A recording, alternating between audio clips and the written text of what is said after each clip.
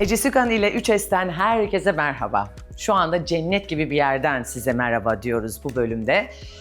Burası Aman Rüya, Bodrum'da Aman Otel grubunun çok özel, çok değerli bir oteli. Ve niye buradayız tabii ki de? Bu muhteşem mekanda kalıyoruz. Grup bir tenis koleksiyonu çıkartıyor ve de bunun lansmanı için buradayız. Tüm dünyadan çok önemli isimlerin katıldığı, çok ufak, çok özel bir lansman davetindeyiz bütün hafta sonu. Ama bunun en heyecanlı kısmını biraz sonra söyleyeceğim ama önce bu muhteşem villayı göstermek istiyorum size biraz.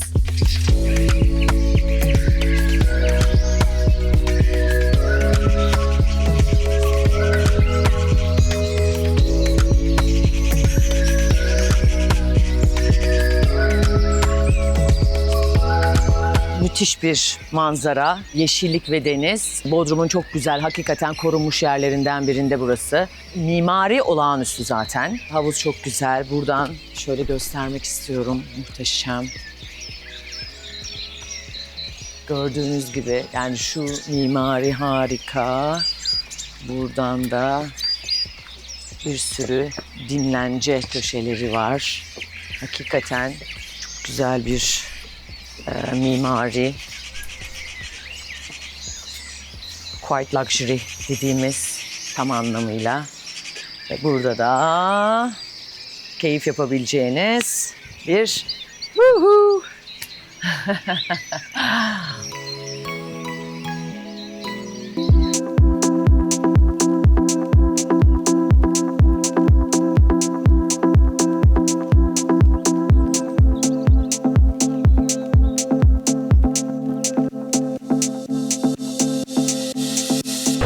Geldik, çok heyecanlı koleksiyonun lansmanına. Şimdi bu koleksiyon lansmanı kimin derseniz çok heyecanlıyım ben çünkü şampiyonların şampiyonu Novak Djokovic'in çok heyecanlıyız.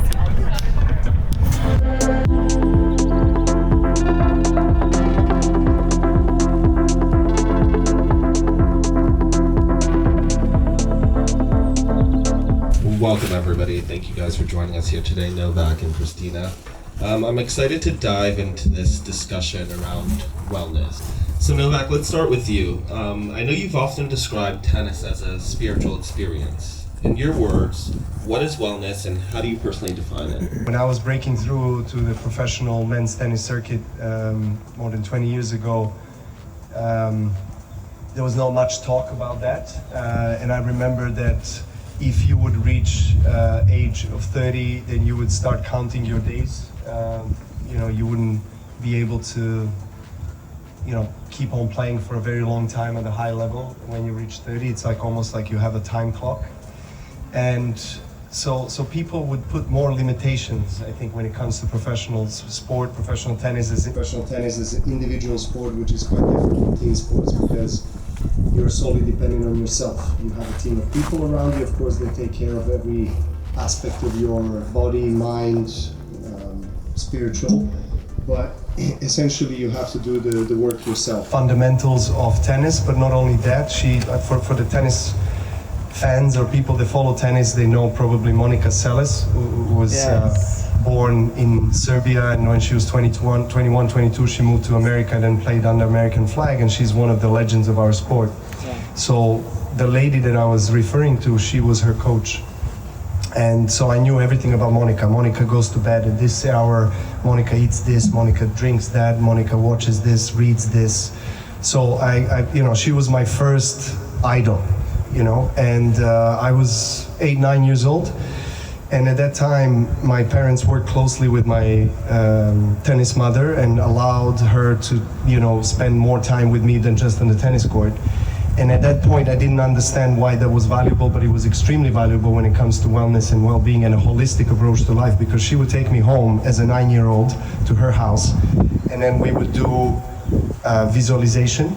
And at that point, she didn't use that term, and I didn't know what it is. She would just tell me, close your eyes, envision how you want to play tennis, what is the best version of yourself on the tennis court, and project that not just for tomorrow, but project that into the future. What is the dream? My dream and tournament was always to win Wimbledon and be number one.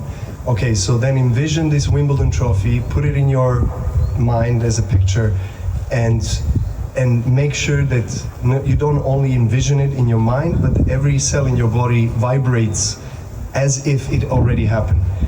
So she told me essentially what wellness, well-being, and holistic approach really is. We used to read poetry, listen to classical music, watch the video tapes of the legends of the game, the best players in the world, both on men and women's side, and then she would ask me what I saw, what I learned, etc. So it was a very detailed, professional kind of approach that she was taking with a 9-year-old kid. You would think it's too early. That she was taking with a 9-year-old kid. You would think it's too early. Tennis player, parent, business, philanthropy at home, whatever, all the things that you have on your mind, and then you forget to have time for yourself. So I try to integrate certain things in my daily routine that are going to help me to center myself. Sometimes it varies on the time that I spend meditating or doing conscious breathing exercises or hot and cold type of sessions like ice baths and stuff. I have also some biotech devices that I use, some for vagus nerve, central nervous system stimulation that helps me relax and kind of give me that momentous help that I need, support, because sometimes, even if you train yourself, I could do a deep breath and I feel like I'm already centered. And so I feel that tennis, with all its contrast, and as Christina was mentioning, between the surfaces, we're a very outdoor sport. So a lot of the fashion when it comes to on-court fashion, has to do with normally a functional wear. That you want to blend a functional wear with something that looks nice, but it's also materials that will, absorb the sweat and allow you to feel light on the court. Because we do tend to sweat a lot as we are always on the sun. We like to say we are chasing the sun. So we do have some indoor tournaments, etc. But it's really mostly about functionality. And I'm like even if I don't know if that's a term, but naturalist that loves natural materials as well. I like to wear the cotton, the linen, and my on-court gear with my sponsor is made of the synthetic materials because it's much more functional and manages sweat much better. So I'm not enjoying that part, but I like to think that it looks good. I mean, at least I'm part of the process of the design, and I think it's important for particularly the top players, both men and women in the tennis of the day, because of the fact that I've done something that I really deeply regret. So I feel like that was one of the revelations that really allowed me, I feel like, to just feel relieved. Because continuing to play tennis for me is not only the matter of results and achievements in history, it's also a matter of self-growth that I experience on the court. It's one of the things that is very prominent. And then also, how do I inspire younger generations of athletes or people to be better versions of themselves as not just athletes but as people, and so that's something that is constantly in my mind. All of the things that I'm doing, not just the way I'm playing tennis, but what I do off the court, and how does that reflect on the younger people. So I'd love, of course, as a tennis player, that I see every single young person in the world taking a tennis racket and playing. Obviously that's not going to happen, but if I can contribute, we underestimate the importance of movement today. We live in the very conforming society where it's, let's sit, let's have a drink, let's have a meeting sitting down, let's watch a sport sitting down, let's watch TV sitting down. We're always sitting down, and I think we don't have enough movement in walking, running, biking, whatever, just moving is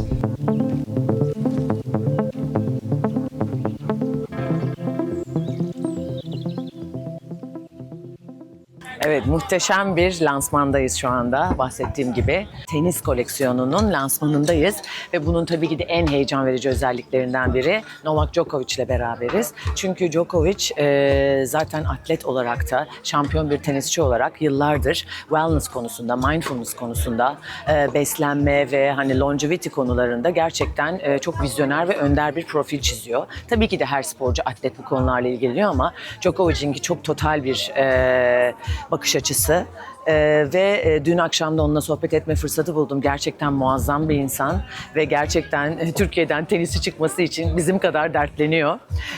Kendisi de Sırp olduğu için, bizi komşu adlettiği için bu bölgedeki aslında sporcuların bireysel çabalarıyla bazı şeylerin olduğunu, kendisinin de öyle olduğunu, kendisi bu kadar şampiyon olmasına rağmen bir sistem gelişmediğinden bahsetti.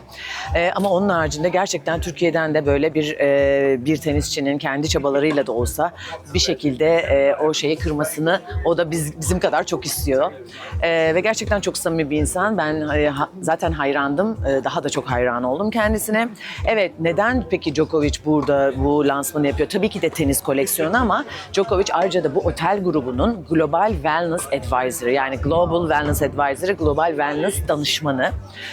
O yüzden de bu tenis koleksiyonu tabii ki de onunla alakalı. Ve tüm bakış açısı aslında bu otel grubunun bakış açısı da dediğimiz gibi quite luxury, slow living, doğayla iç içe, daha raw, daha natürel bir aslında hizmet ve servis ve yaşam tarzını savunuyorlar.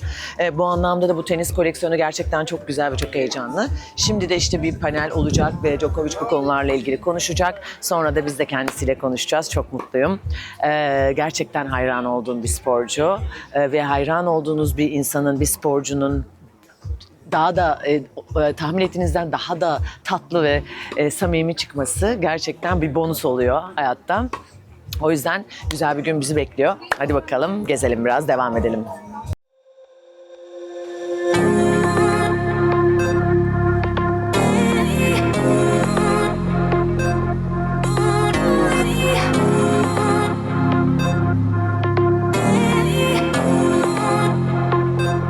Finally, I'm so happy to be able to talk to you because obviously I'm a fan. Thank you. Like everyone, because of course you're such a great athlete and you're the one who holds the record for the most men's Grand Slam titles, 24 I guess, and many more titles. But not only because of these, obviously, because you are a very wholesome person. And before I talk to you, even before, and I know your interviews and everything, you radiate that mind, body, and soul coherence very well. And growing up in Belgrade, and you know, as a kid, probably, what was the grounding element you think? Well, thank you for speaking to me and having the patience to wait and save the best for the last, they say, right? Yeah, it was great also to play tennis with you and others today, and just enjoy an amazing discussion at the wellness panel, talking about longevity, wellness, well-being, talking about also the holistic approach, because essentially that's, I would say, the approach that I have in life is very holistic. It's very multidisciplinary, multi-layered. You know, people, when they talk to me and they ask me what's the secret of success, like what's the one thing that you can say that makes you perform your best or recover the best, or it's hard to pick one, you know, because if it's that easy, then everybody would be able to accomplish everything. It's just, I would say, if I have to boil it down to the one term or one explanation, it would be self-care and self-love. Because self-care and wellness is a form of self-love, is a form of self-obligation as well.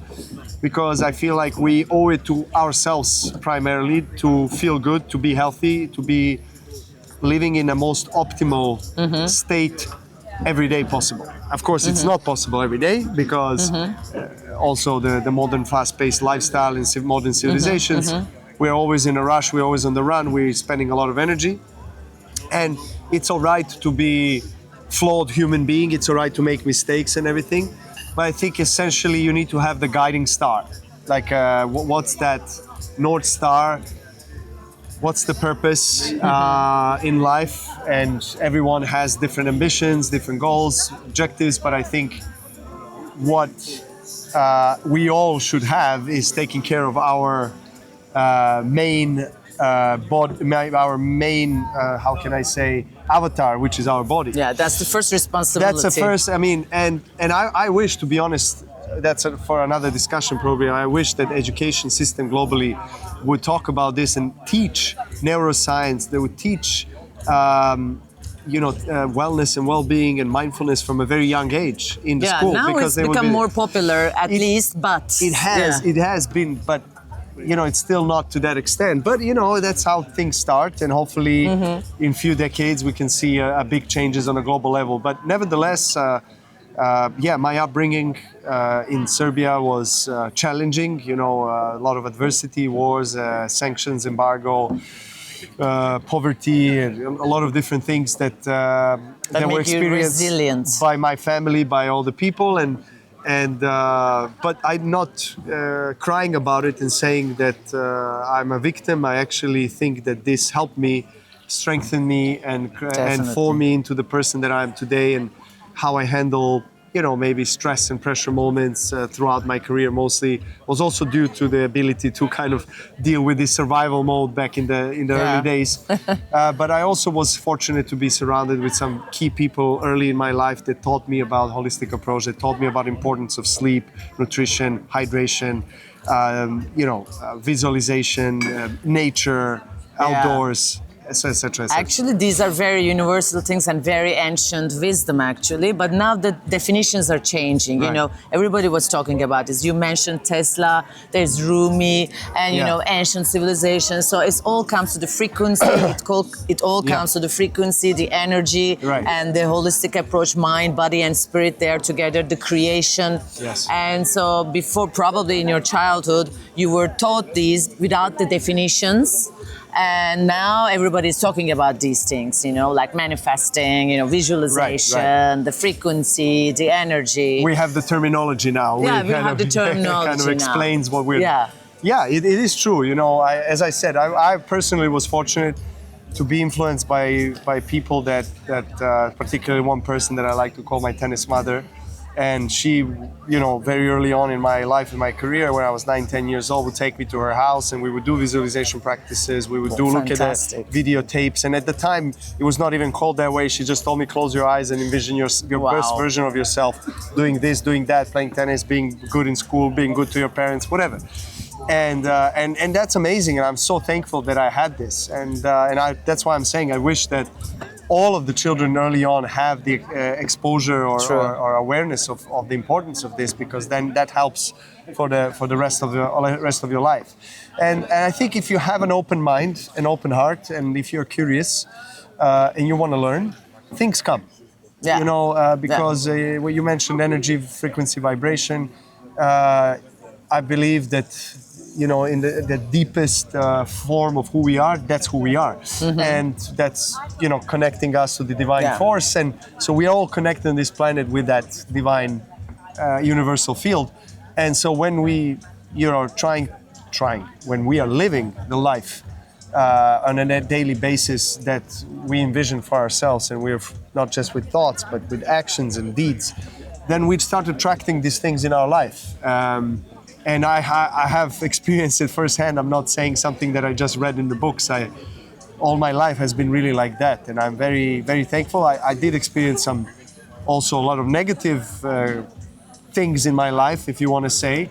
But those, more than negative, they're like lessons. They're like hurdles on the way that are there for a reason. And I wasn't always thinking this way and being kind of wise about it maybe, and having like a very positive look on it. Then you learn to choose the perspective to look at it. Yeah, I guess that evolves over time. Yeah. And but being, as I said, focused on something, and you're gonna get something out of that. What you focus on, it's always the same. Whether it's positive, negative, whatever it is, it's always you get what you invest. And what I admire actually with you a lot is that you are, your definition of success probably evolved, changed because you have all the success now, but also you want to give back, you're evolving and expanding, and you are just, you want to give back to the kids, to the community, to your country. And we were talking about the, like your country, my country,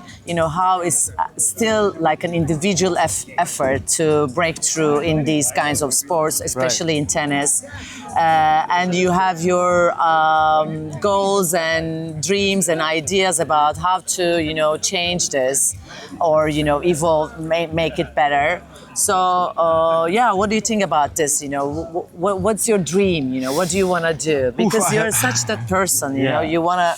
I have a lot of dreams, and I think that's beautiful, that's nice, and I really believe that everyone should be daring to dream and dreaming big, But if there is something that you deeply feel that you don't believe in it fully, then it's going to be hard for you to manifest that and to achieve it. But if you do really believe it with every cell in your body, then I think there is a better chance. And I feel like sky is the limit, or basically there is no limit if you kind of put yourself in that position and give frequency to the brain. It's a kind of an alignment. You're right. Well, I would like my legacy to be more on a personal side than professional. I think professionally, I've been blessed to achieve amazing things in my sport, and tennis will, always be the central point. I mean, the platform that gave me everything else that I have, the talk with you here and seeing these amazing people. It's because of tennis. So I'm very aware of that and conscious of that. But I do want to expand my influence. I do want to expand my outreach, my impact, sports, education. With the philanthropy last 15 plus years with my foundation, we affected almost 60,000 children in my country. And wow, fantastic. So there's a lot of great things and projects that we've done that I'm very proud of. I do want a lot of things that it's probably not the time right now to share with you. There's so many, but we talked a little bit about the expansion of tennis in the Balkans and maybe in Turkey as well. And I would like, to see, we talked about your country and how important it is in terms of history, in terms of culture, on both continents, both Asia and Europe, and just incredible nation. And I'm sad as a tennis player to see that there is no real tennis success and a system in Turkey. So, once I guess stop playing professionally actively, when I maybe have a little bit more time, I'll dedicate myself to some of the projects that will hopefully promote tennis in these areas. And because I feel like, all of us here in this Balkan region, in this part of the world, in Europe, very talented people in different sports. And tennis originally has always been a sport of the Westerners, True. And it started there, and it's a sport of the elites, and most of the big tournaments are played at West. Why not move it to this part of the world? Exactly. It's a beautiful sport. It's a global sport. It's, by some scientific studies recently, the healthiest sport. They're saying that whoever plays racket sports can live whatever, exactly. 9, 10 years. I read that too, actually. So we have that backing to say and evidence. So there's a lot of interesting fields through sports, through wellness. Wellness space is also something that I'm very passionate about, very enthusiastic about. I have different startups and also investments in different companies that are in that space, from Regenesis Pod, that is one recovery capsule that I developed with all the wellness and biotech in the last 5 years that I've been using, and it's coming out later this year. Oh, fantastic. And then we have the supplement brand. We have a hydration drinks that I think you tried. I tried it today. We're going to have different supplements and traveling kits and home kits and stuff like this for people to consume. And then another company that in a vertical farming space, basically. So this is 1.1 because there was, at that time when it was formed, there was 1.1 billion people on the planet that are starving. Wow. So the idea behind this technology and behind this actually revolutionary technology, I can say, even though there are some other vertical farming technologies and companies out there in the market, is that everything is automated. So and the amount of the produce that you can produce is incredible. The yield is amazing, and so which means that we can actually. I'm excited because I feel like we can feed many more people because you're in more controlled environments and so forth. I'm a lover of the nature. I like so for me, in a sense, like I want us to go back to the soil, to go back to the Mother Earth, to go back to everything. But at the same time, everything is so polluted. You know what I mean? Yeah. So we really need to detoxify ourselves, but also allow nature to cleanse, so we can go back. And in a sense, that's where OPO kind of, offers a solution in the meantime, great. And it's fun. I'm excited. There's a lot of things that I'm occupied with. Of course, I'm a father of the young 2 children, so which consumes a lot of time, and it's the most rewarding thing in my life. And so I try to be in a different place at the same time, but sometimes it's not possible. Fantastic, fantastic. Are you gonna go to Roland Garros? Yes, after this? yes. So I mean, how do you do your own training, schedule everything is normal, or Yeah, I mean, look, I still have a team of people around me. We still keep up with the program and schedule of training or preparation, and I'm playing a tournament in Geneva before in a few days time, and then I'm going to Paris. So I'm still trying to excel in tennis and fight for the biggest trophies, which motivates me, and still see how the longevity part is also very appealing to me. How long can I go with the body at the highest level? And I think we are on the verge of that. Secret is I think solved a bit, this longevity biohacking thing. Now we can be, because if the spirit is eternal, and if they're together, mind, body, and spirit, why the body? Because we can actually stay like this and then live longer, not and then coming to the 120 years old and then without the teeth or whatever. Now I think everybody's working on this, and then it's like a conversation of the health span versus lifespan. Exactly. So you want to live longer, healthy, rather than just live longer being sick. And living longer is one of the greatest, passions of the people. Everybody would like to. I mean, not everybody, but a lot of people would love to live longer. But I would say, live longer with more vitality and quality of ability to move and do beautiful things that life offers. Yeah. Thank you so much. Thank you. Thank you. Great talking to you. Thank you. So nice talking to you. Thank you so much. Pleasure. Şimdi sosyal medya dünyasında yaptığı keskin ve ironik sanat eleştirileriyle ün yapan Jerry Gogosian ile buluşuyoruz. Dijital persona Jerry Gogosian'ın arkasındaki yaratıcı güç Hilde Lynn Halpenstein, OG Galeri kurucusu Senem Özgeren'in moderatörlüğünde gerçekleşen Art Talks'un konuğuydu. Sanatın dijitalleşen yüzü, küratöryal pratikler ve sanat dünyasının perde arkasının görünmeyen dinamikleri üzerine odaklanan bu zihin açıcı sohbeti sizlerle buluşturuyoruz.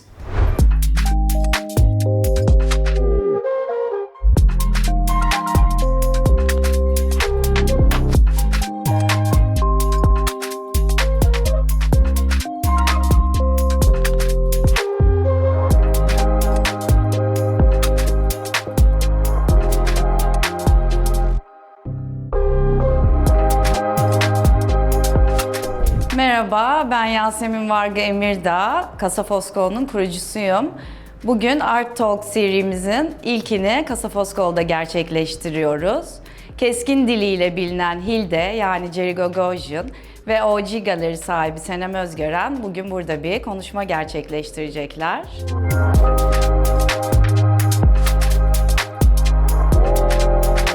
...19. yüzyıla ait bu binada ruh bulan Kasa Foskolo, Art Talk serilerine başka ünlü konuşmacılarla devam edecek. Bugün Art Talk serimizin ilkini başlatıyoruz burada. Amacımız da sanat üzerine dair sohbetler gerçekleştirebileceğimiz, herkesin sorular sorabileceği ve çağdaş sanat hakkında konuşabileceğimiz bir yer haline gelmek.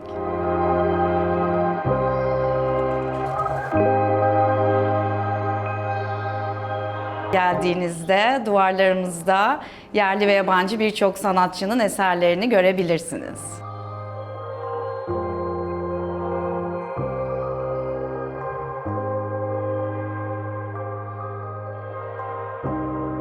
Bugün gerçekleşecek olan konuşmamızda Senem Özgören moderatörlük yapacak.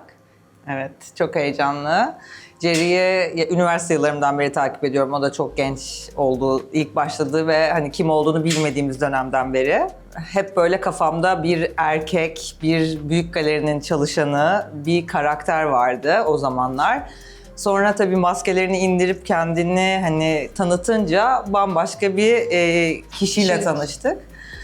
Ama hiçbir şey fark etmez yani. Kimi zaman böyle bir şey okuyup ne kadar gerçek, ne kadar doğru dediğim postların sayısı hani saymakla bitmez gerçekten. Çok önemli bir paradigm shift yarattı sanat dünyasında. O da şöyle yani hani koleksiyonerler, galeriler ve enstitülerin söz sahibi olduğu bir dünyada bir kritiği ve bir mimi ve sosyal medyayı müthiş bir tool haline getirdi. O yüzden çok heyecanlıyım şu an. Ve gerçekten sanat dünyasının içinden gelmiş birisi olması, yani büyük galerilerde çalışmış olması, çok iyi bir network oluşturmuş olması, 15 seneden geri gidiyorum, 15 sene geriye. Ve sivri dili. O maskeyi takıp bir ilkti aslında. Ondan sonra çeşitlendi ama yine de hani çok önemli bir Yere sahip, evet. Bu söyleşiyi harika Yasemin sayesinde kabul etti.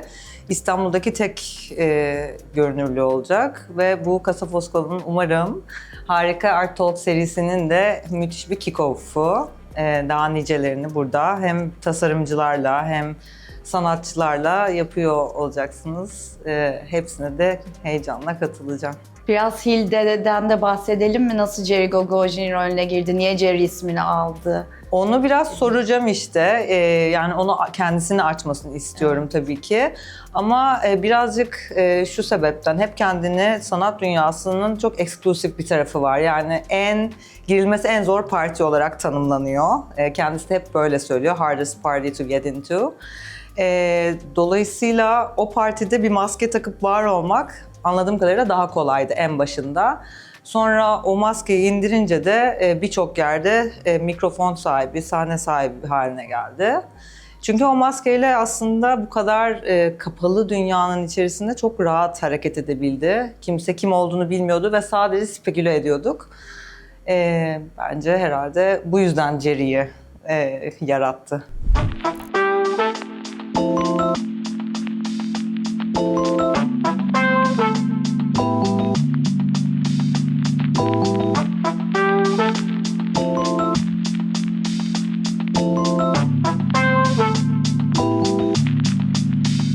Hello Jerry. Hi. Istanbul. Thank you. My name is Jerry Gagosian, and I made it all the way from Miami to Istanbul just to be here with these two ladies, and I'm so excited. We're so excited to have you. Yes, I am your best friend in the art world.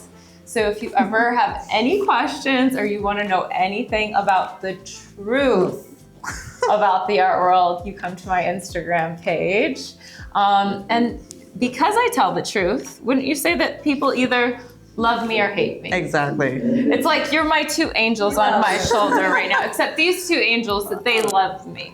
But we definitely have some people who don't love me in the art world. For saying the truth. For telling the truth, because the truth is difficult. And the truth may set you free, but the truth might make you a few enemies along the way. I've been doing this art project for 7 years, and I have the extreme pleasure of knowing people like these two ladies, and I get to travel around the world and talk to people about art, about contemporary art, about the markets, about how different countries relate to each other and how we have dialogues that cross boundaries. So it's just been a very, very wild 7 years that I've had the opportunity to. Has it been 7 years It only? has been 7 years. I feel like much longer. It has been it's been too long. Well, I feel like I've known you for 10 years now. No, but I feel like I've grown up on TV. I feel like I've grown up on Instagram. People sometimes are like, wow, you're so much more mature. Because when I first started, maybe I was a little more like bitchy, or I don't know if I'm allowed to say that on national TV. I was a little more, you know, I would say what I want. Now it's a ballet. Now I still say what I want, but it's more suggested. And mature. And mature. This is the face of maturity now. But I did grow up on, and when it started 7 years ago, I had just closed my art gallery in Los Angeles. I was living home at my parents' house. Nobody wants to do that when they're 33 years old. Oh, that's early. And I started this Instagram account because I figured, oh, my art career is over. Time to start telling the truth. Let's just tell the truth about the art world. And guess what? The art world loved it because finally somebody was telling the truth, but nobody knew it was me. Yeah.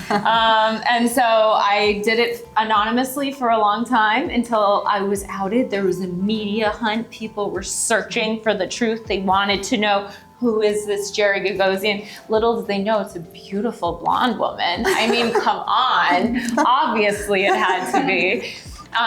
No, and then the pandemic hit. Just when I was outed. And my friend said to me, okay, you have two choices. You face this, or you shut the account down. You go figure out how to be like an accountant. Like you're gonna have to go to another industry. But it worked well. But did you come out, or someone? No, somebody outed me. Oh, I thought it was the other way around. No, on my ArtNet. God. On ArtNet. You woke up to the news. Which normal people don't know what ArtNet is, but ArtNet's like the Bible. It's the gossipy Bible in the art world. And Kenny Schachter outed me. Oh, wow. And it was, kind of embarrassing.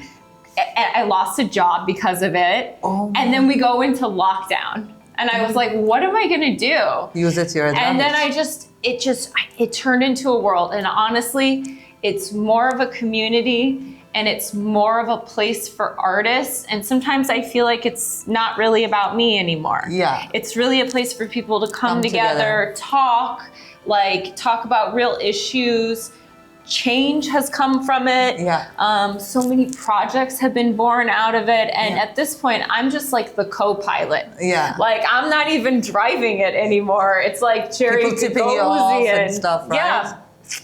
So that's it. And I'm very, very excited to be here in Istanbul and speak with both of you guys. And thank you for hosting me at your beautiful hotel. Yes, it's going to be great.